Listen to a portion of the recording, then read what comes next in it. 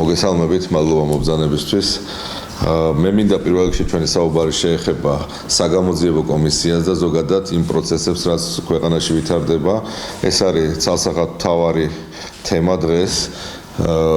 გამოძიების საგანი მთლიანობაში ის რაც მოხდა ნაციონალურ მოძრაობის დროს, რეჟიმის დროს, აქ მარტო ომის გამოძიება არ მიდის საზოგადოებამ რო იცოდეს, მიდის მთლიანად იმ პროცესების გამოძიება, რაც ხდებოდა იმ 9 წლის განმავლობაში, პირდაპირ თქვა, სისხლიანი 9 წლის განმავლობაში.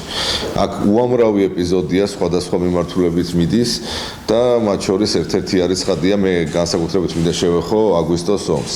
დიახ, გიორგი ანწუხელიძე არის გმირი. ისევე არის ყველა გმირი, ვინც ამ ომის დროს დაიღუპა. სამწუხაროდ მარტო გიორგი არ დაღუპულა, უამრავი პოლიციელი და ჯარისკაცი დაიღუპა და ყველა ეს ხალხი, ვინც შეწირა თავი ქვეყნის ერთიანობას, ქვეყნის მთლიანობას, ყველანი ესენი არიან გმირები. ამას არავინ არ განიხილავს. როგორც ცდილობენ, მავანი ცდილობს, რომ აი ამას ამოეფაროს, რომ თითქოს რაღაცნაირად ჯარისკაცების საქმიანობის განხილვა მიდის. აქ მიდის საუბარი და განხილვა იმისა, შეგვეძლო თუ არა ჩვენ ეს გმირი ბიჭები გადაგვერჩინა. ხო არ იყო ამის შესაძლებლობა, ხო არ გაიცა დანაშაულებრივი ბრძანებები, რატო ჩავარდა გიორგი თქვენ?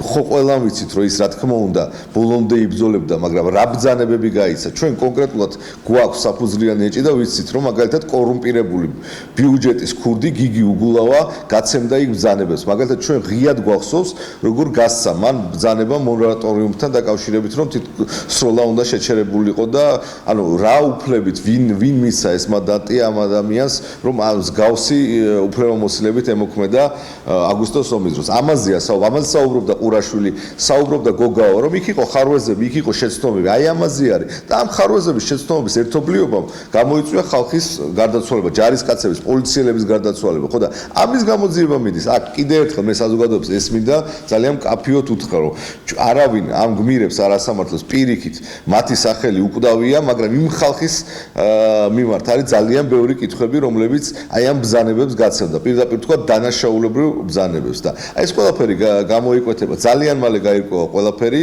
და მე დარწმუნებული ვარ, რომ ნაციონალურ მოძრაობა ვერ გაექცევა იმ პასუხისგებლობას, რომელიც არსებობს საზოგადოებაში.